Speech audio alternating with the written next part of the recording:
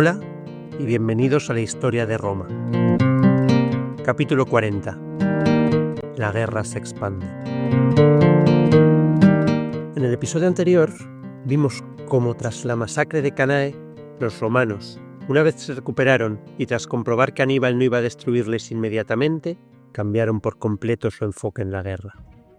En primer lugar, con la muerte de tantos jóvenes senadores, los romanos buscaron un liderazgo en la generación previa, más experimentada y que había acumulado numerosos éxitos en batalla.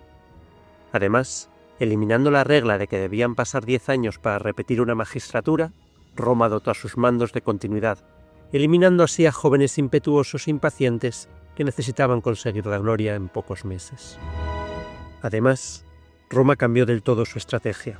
En vez de reclutar a un gran ejército e intentar enfrentarse directamente a Aníbal, los romanos reclutaron hasta 25 legiones que disgregaron por todo su territorio.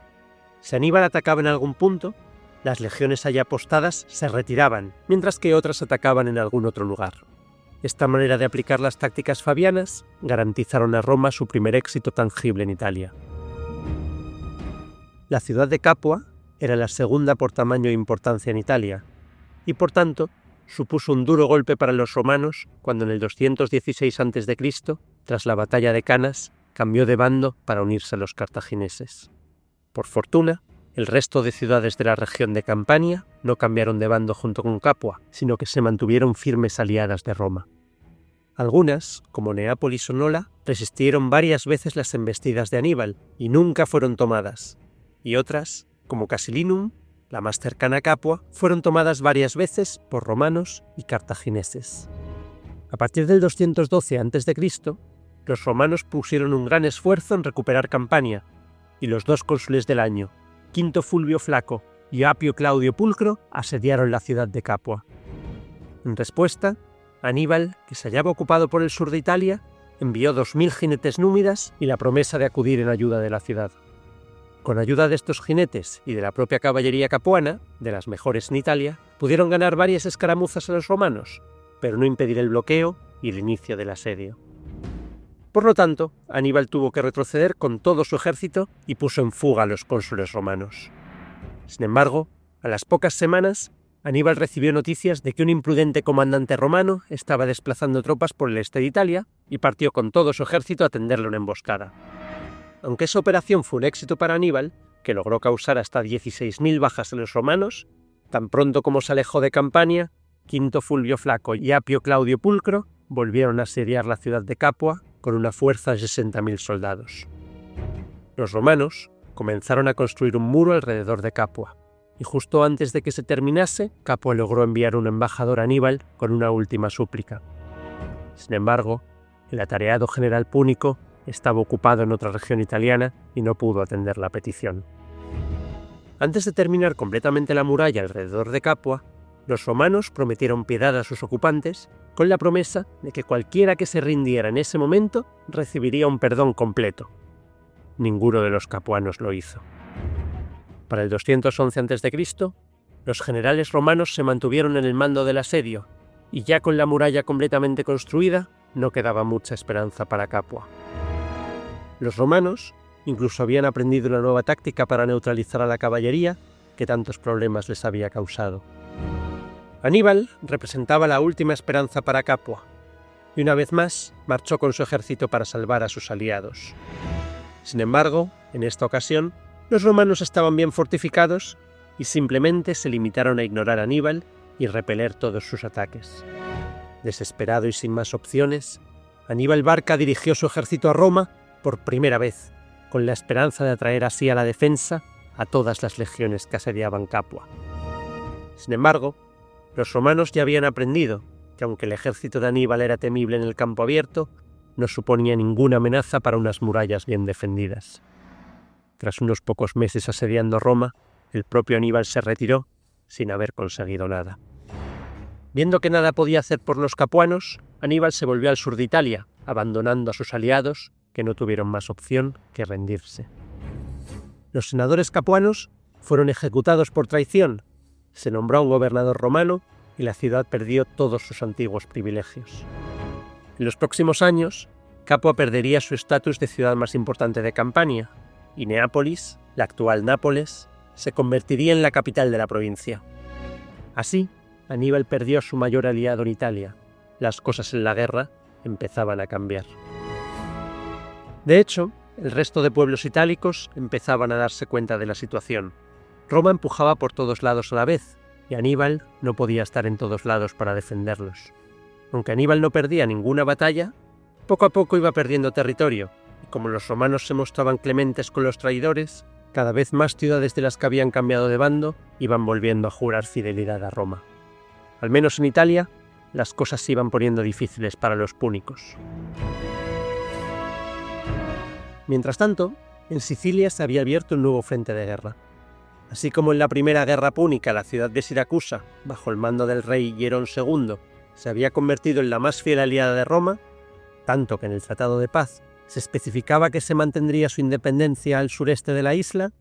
Tras la muerte del rey Hierón en el 215 a.C., la ciudad perdió toda estabilidad y la alianza con Roma quedó en entredicho. Finalmente, en el 214 a.C., dos antiguos capitanes del ejército de Aníbal se hicieron con el control de la ciudad y declararon la guerra a Roma, con el objetivo de recuperar el control de Sicilia para Siracusa, que ahora estaba aliada con Cartago. En ese año, uno de los cónsules era Marco Claudio Marcelo, que tras haber defendido por tercera vez la ciudad de Nola de los ataques cartagineses, fue enviado como procónsul a Sicilia para defender la isla. Marcelo fue bastante exitoso cercando a los siracusanos, e incluso fue capaz de confinarlos en su ciudad y ponerla bajo asedio, por mar y por tierra. Sin embargo, Siracusa contaba con un as bajo la manga con el que nadie contaba. El famoso matemático Arquímedes vivía en Siracusa en aquel momento y no dudó en poner todo su ingenio al servicio de la defensa de la ciudad. Catapultas, escorpiones y grúas. Todo tipo de máquinas inventadas por Arquímedes impedían cualquier aproximación por parte de los romanos. Probablemente, dos de sus invenciones más famosas para defender su ciudad fueron la garra y el rayo de calor. La garra de Arquímedes, o manus férrea, consistía en un brazo semejante a una grúa, del cual pendía un enorme gancho de metal.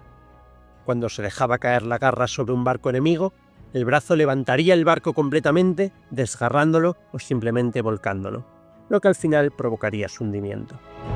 El rayo de calor consistía en una serie de espejos cuidadosamente colocados para quemar y carbonizar los barcos que se acercaban. Aunque el rayo de espejos sea probablemente un mito añadido posteriormente a la leyenda de Arquímedes, numerosas fuentes nos describen su terrible garra, que obligó a los romanos a cambiar su estrategia. Tras sufrir severas pérdidas, Marcelo se dio por vencido y decidió que en vez de tomar la ciudad por asalto, la bloquearía completamente y esperaría su rendición. Por supuesto, la desventaja de este enfoque es que tarda mucho más tiempo y permite al enemigo obtener refuerzos. En este caso, los cartagineses enviaron a Sicilia un ejército de 25.000 infantes, 3.000 jinetes y 12 elefantes. De nuevo, romanos y cartagineses luchando por Sicilia como en la primera guerra púnica. El líder de esta fuerza era un general cartaginés llamado Himilco, que desembarcó al suroeste de la isla y avanzó hacia Siracusa, tomando las ciudades por donde pasaba, como Heraclea Minoa o Agrigento. Al ver esto, otras tantas ciudades de la parte occidental de la isla comenzaron a pasarse al bando cartaginés, convencidas de que les esperaba mejor futuro con Cartago que con Roma. Para evitar futuras deserciones, los romanos capturaron una de esas ciudades traidoras y pasaron por la espada a todos sus habitantes. Esta masacre tuvo el efecto contrario al deseado. Así como la magnanimidad y el perdón habían conseguido que muchas ciudades italianas volvieran al bando romano, la brutalidad de la masacre en Sicilia hizo que prácticamente toda la parte oeste de la isla se rebelase contra Roma. Himilco marchó hacia Siracusa, pero en vez de atacar directamente al ejército romano, comenzó a atacar a otras ciudades de la parte oriental de la isla que habían permanecido fieles a Roma. ¿Mantendrían acaso su fidelidad si Marcelo no volvía para defenderlas y por tanto liberando a Siracusa? Pero Marcelo, viendo que el asedio se prolongaba y Siracusa no se rendía, urdió un plan para acelerar su caída. Ciertos espías y desertores le habían informado de que en la primavera del año 212 a.C. la ciudad de Siracusa celebraría, durante 3 días, un festival en honor de Artemisa. Para paliar la falta de comida, los gobernantes de Siracusa habían distribuido vino en grandes cantidades entre los ciudadanos y soldados defensores. Entonces, Marcelo escogió personalmente a 1000 soldados y centuriones que durante la noche escalaron las murallas de la ciudad y se infiltraron en ella sin despertar sospechas de sus borrachos vigilantes. Los infiltrados se dirigieron y tomaron la puerta y la abrieron para que el ejército entero de Marcelo pudiera penetrar en la ciudad. Sin embargo, la ciudad de Siracusa tenía numerosas fortificaciones internas, y aunque los romanos consiguieron ocupar la mayor parte de la ciudad, los siracusanos aún resistieron en los distritos más orientales y en la isla de Nasos. La victoria no era completa. De nuevo, Marcelo puso bajo asedio los distritos fortificados de Siracusa, pero eso hizo que Himilco y su ejército se volvieran hacia el sureste, con la idea de atacar directamente a los romanos. Ahora, el ejército de Marcelo tenía que defenderse en 2 frentes al mismo tiempo. Sin embargo, el doble asedio se prolongó, y pronto la insalubridad del lugar dio paso a una peste que causó espantosos estragos en ambos ejércitos, pero especialmente en el de los cartagineses. Los generales cartagineses murieron y la mayoría del ejército de Himilco se desintegró. Así, liberado de todas las perturbaciones desde el exterior, Marcelo renovó sus ataques a los barrios de la ciudad que aún resistían. Hubo un último intento por parte de Cartago de liberar Siracusa. El almirante Bomílcar reunió una gran flota para intentar desbloquear a la ciudad, pero los romanos reaccionaron a tiempo y desplegaron su flota superior, impidiendo a los cartagineses llegar hasta Siracusa. Por tanto, la flota púnica puso rumbo a Tarento y dejó a Siracusa abandonada a su suerte. Finalmente, ordenando un ataque simultáneo por mar y por tierra, Marcelo puso fin a la defensa de Siracusa y ordenó su saqueo, que fue tan salvaje que destruyó por completo la ciudad y las vidas de sus habitantes, incluyendo la del famoso Arquímedes. En realidad, Marcelo había ordenado a sus soldados encontrarle y capturarle vivo, puesto que pensó que alguien de tal intelecto podría serle útil a Roma. Sin embargo, durante la masacre de la ciudad, fue asesinado por un legionario romano.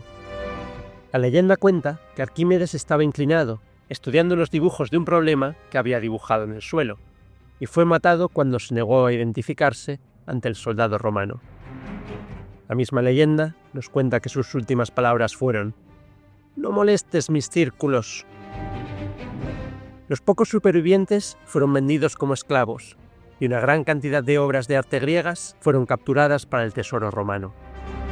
Fue una gran victoria para Roma, y por ello, la fama de Marco Claudio Marcelo ascendió enormemente hasta casi poder compararse a la de Quinto Fabio Máximo. Aún así, la guerra en Sicilia no había terminado, puesto que aún quedaba parte de la fuerza cartaginesa ocupando Agrigento y otras ciudades occidentales. Marcelo volvió a Roma, puesto que su fama le valió un 4º consulado y fue asignado a la campaña italiana. Sin embargo, otros generales romanos tomaron el relevo, y finalmente los cartagineses fueron expulsados y Sicilia fue conquistada por completo para el año 210 a.C. El suministro de grano siciliano a Roma sería fundamental para la segunda parte de la guerra. Por otro lado, a los romanos se les había abierto un nuevo frente. Al este acababa de comenzar la Primera Guerra Macedónica. Desde la Segunda Guerra Ilírica, los romanos habían mantenido un pequeño territorio en los Balcanes, y dado que para ello habían forjado una alianza con las polis griegas, el traidor gobernante de Iliria, Demetrio de Faros, había ido a refugiarse con el enemigo natural de estos, los macedonios. Tras el desastre de Cánae, el rey de Macedonia, Filipo V, decidió aprovecharse de la debilidad romana para tomar sus territorios en Iliria. Ya anteriormente, Filipo había mandado construir una flota con este fin, pero había renunciado a sus propósitos cuando justo antes de atacar vio que los romanos estaban mucho mejor preparados que él.